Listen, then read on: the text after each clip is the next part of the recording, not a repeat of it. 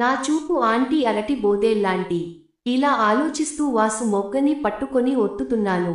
అసలు తన మొగ్గని ఏమి చేయాలో కూడా తెలీదు. అప్పుడు నా పరిస్థితి చూసి హంస ఒక్కసారిగా బిగ్గరగా నవ్వింది.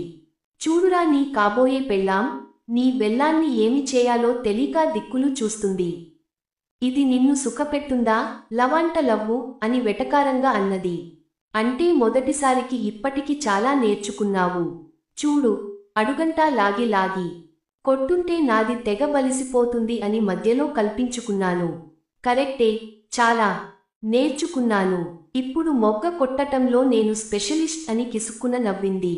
ఆ చిమ్మ చీకట్లో తెల్లగా కనిపించిన తన పలువరుసతో తన నవ్వు ఇంకా అందంగా కనిపించింది. ఆగలేక రెజీనా పెదాలని అందుకున్నా. నా ముద్దుకు రెస్పాండ్ అవుతూ తను కూడా నా పెదాలని జుర్రుకుంది. రాశి ముద్దుకి రెజీనా ముద్దికి తేడా ఉంది. రాశి పెదాల్లో అమృతం ఊరుతుంటే మజా అనిపించింది. కాని రెజీనా పెదాల నుంచి మత్తైన వాసన వస్తున్న ఫీలింగ్. అందుకే రెజీనా పెదాలని వదలబుద్ధి కాలేదు. ఒక 2 నిమిషాలు పెదాలతో యుద్ధం చేసుకున్నాము.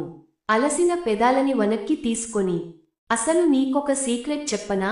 నాకు మొగ్గ కొట్టడంలో మెలకువలు నేర్పింది ఎవరో తెలుసా అంటూ తన గుప్పెట్లో నా మొగ్గ పట్టుకొని గట్టిగా ఊపసాగింది రెజీనా. తను ఏం చెప్పిద్దా అని చూస్తున్నా. హంస వాట్? అవును, ఆ రోజు వెటకారంగా అన్నదే కాని తను నా దగ్గరికి వచ్చి చేసిందానికి నేను ఆశ్చర్యపోయాను. ఆ రోజు ఏం జరిగిందంటే ఆంటీ సోఫా దిగినా ఎదురుగా మోకాళ్ల మీద కూర్చుంది. ఇప్పుడు వాసు కాళ్లకి ఒక వైపు, నేను ఇంకొక వైపు ఆంటీ ఉన్నాము.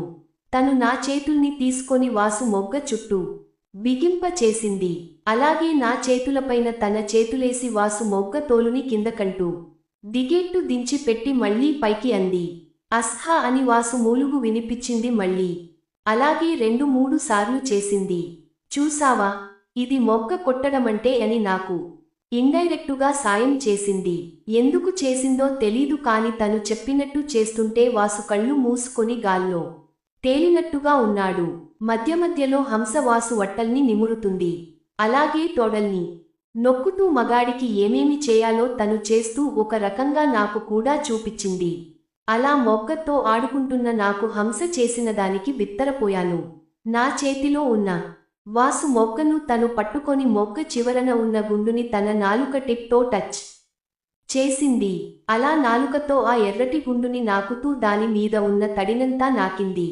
అది చూసిన నాకు కొంచెం జుగుప్సాకరంగా అనిపించింది. ఇలా నోటి తోటి టచ్ చేస్తారని ఇప్పటిదాకా తెలీదు. కాని తన ముందర తెలిసిన దానిలా ఫోజు పెట్టి నేను కూడా నా నాలుకతో ఆ గుండుని నాకాను. ఉప్పగా తగిలింది. వాంతి వచ్చినంత పని అయింది. వెంటనే వెనక్కి తీసుకున్నాను. నన్ను చూసి అడ్డంగా తలూపుతూ, కనీసం చూసి నేర్చుకో అని వాసు గుండు మీద పస్ అని ముద్దు పెట్టుకుంది. నా వైపు చూస్తూ వాసు గుండుని మొత్తం నోట్లో పెట్టుకుంది. గుడ్లప్పగించి చూస్తున్నాను. ఆంటీ మాత్రం గుండుతో కస్సేపు ఆడుకొని అక్కడితో ఆగకుండా వాసు అంగాన్ని నా వైపు అందించింది. తన మనసులో ఉన్నది అర్థమైంది. ఇప్పుడు వాసు అంగం, దాని మీద ఉన్న గుండు ఆంటీ ఎంగిలి అంటుకొని నిగనిగ లాడుతుంది. నేను తటపటాయిస్తూనే వాసు అంగాన్ని నోట్లో తీసుకున్నాను. ఇందాక తను చేసినట్లు నేను కూడా వాసు అంగాన్ని నోట్లో పెట్టుకొని చీకడానికి ట్రై చేశాను. మొదట ఉప్పగా, మత్తుగా అదోరకమైన టేస్ట్ వాసన వచ్చాయి. మైండ్లో వేరే ఆలోచనలు చేరకుండా పఫ్ అని చప్పుడొచ్చేలా గుండు మొత్తం పీల్చాను. గుండుకి ఉన్న వాసు తడి ఆంటీ ఎంగిలి రెండూ కలిసి నా నోట్లోకి వెళ్ళింది. యాక్ అని అనిపించినా తప్పక మళ్ళీ అలాగే చేశాను. ఈసారి గుండు మొత్తం నా నోట్లోకి పెట్టుకున్నాను. కొత్త పెదాలు టచ్ అవటంతో వాసుకి జలధరింపుగా అనిపించింది. లేత తమలపాకులాంటి రెజీనా పెదాలు ఇంకా లోపలి నాలుక తన మొగ్గకి తగలగానే అప్పటిదాకా ఓర్చుకున్న మొగ్గలోని రసం ఒక చుక్క వాసు గుండు బొక్కలోంచి బయటకు వచ్చింది. ఆ రసం చుక్కని చూసి ఏం చేయాలా అని చూస్తున్న నాకు, పిన్ని, రెజీనాకి హెల్ప్ చేయొచ్చు కదా ప్లీజ్ అన్న వాసు గొంతు వినిపించింది. ఆ చుక్కని నాలుకతో నాకు అన్న సైగ చేసింది ఆంటీ. నేను ఏదో ట్రాన్స్లో ఉన్నట్టు తను చెప్పినట్టు అలానే ఆ వీర్యం చుక్కని నా నాలుకతో నాకాను. మళ్ళీ అదే ఘాటైన టేస్ట్. నాలుకని నోట్లో పెట్టుకొని చప్పరించాను. హంస చిరునవ్వు నవ్వి, దా, ఇప్పుడు నీ నోటి కెపాసిటీ చూపించు అని అంది. అర్థం కాలేదు నాకు. వాసు మొగ్గని చేత్తో పట్టుకొని నా నోటి దగ్గరకు తెచ్చింది. నేను నోరు తెరిచి గుండు వరకు తీసుకెళ్లాను. కాని ఆంటీ నా తల వెనుక 2 చేతులేసి నిదానంగా వాసు మొగ్గ కేసి వత్తింది. మొగ్గ సగ కన్నా ఎక్కువ నా నోట్లోకి వెళ్ళింది. అలా అని ఆపలేదు ఆంటీ. నా తలని ఇంకా వత్తి పట్టింది. మొగ్గ లోపల నా అంగిట్లోకి అంటుకుంది. అలానే ఒక 10 సెకండ్లు ఉంచింది. తరువాత వదిలింది. ఆ మొగ్గ టేస్టేమో కాని నాకు ఊపిరాడక చచ్చాను. కళ్ళల్లో నీరు తిరిగింది. నన్ను చూసి ఎగతాళిగా, దీనికే ఏడుపు మొహం పెట్టావు, అప్పుడే అయిపోయిందా? ముందు ముందు చాలా ఉంది, అందుకే నువ్వు నాకు పోటీ కాదు అన్నది. సరే నేను చేస్తాను, చూసి నేర్చుకో అని వాసు మొగ్గని అమాంతం మింగేసింది. అది చటుక్కున ఆంటో నోట్లోకి మాయమైంది.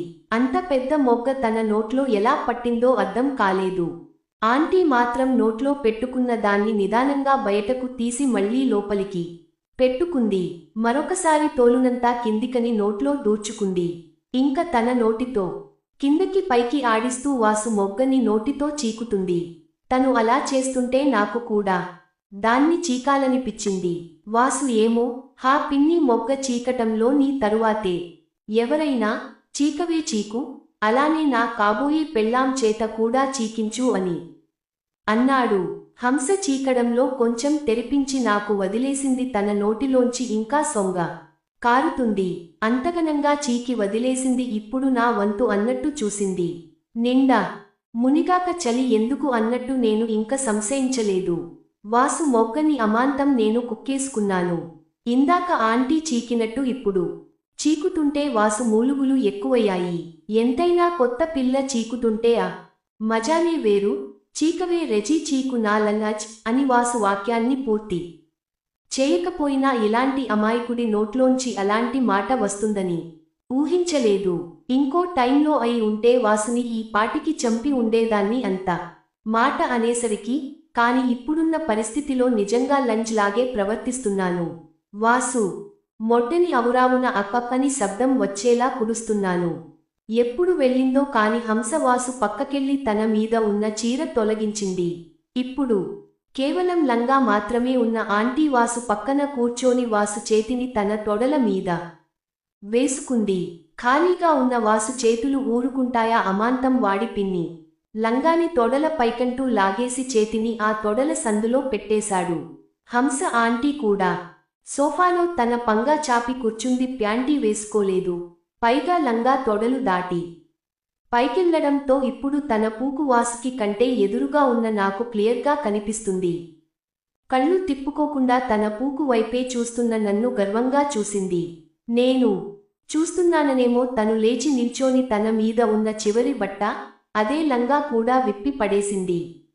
ఆంటీ వైపే తదేకంగా చూస్తున్న పైనుంచి కింద దాకా తన వయసుకు తగ్గట్టు పర్సనాలిటీ ఉంది.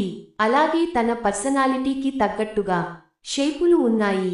కొంచెం ముబ్బెత్తు పొట్టకండ పట్టిన నున్నటి ఆ పొట్టకి తగ్గట్టు నడుం, దాని మడత, ఇంకా ఆ గుండ్రటి లోతైన బొడ్డు. ఆ బొడ్డు చూస్తుంటే నాకే నాలిక జివ జివలాడుతుంది. బొడ్డు చుట్టూ నాకేయాలి, ముద్దులు పెట్టేయాలి అన్నంతగా, ఇంకా బొడ్డులో నాలిక దూర్చి తిప్పేయాలి అనిపిస్తుంది. ఆ బొడ్డులో వాసు లాంటి కుర్రాడి మొగ్గ కూడా పట్టుందా అని మనసులో అనుకుంటున్నా. స్వగతంగా బయటకు వచ్చేసింది. నా అదృష్టం బాగుంది, ఇద్దరు నేను అన్నది విన్నట్టు లేరు. అంటే నాలో ఎంత కసి రేగి ఉందో నాకే అర్థం అయిపోయింది. కాకపోతే కొంచెం జాగ్రత్త, కొంచెం బిడియం నన్ను కంట్రోల్ చేస్తున్నాయి. ఆంటీ తన బాయిల్ని తనే నిమురుకుంటుంటే నా మచ్చికలు నిక్కి మళ్ళీ రెమ్మల్లో దురద మొదలు అయింది.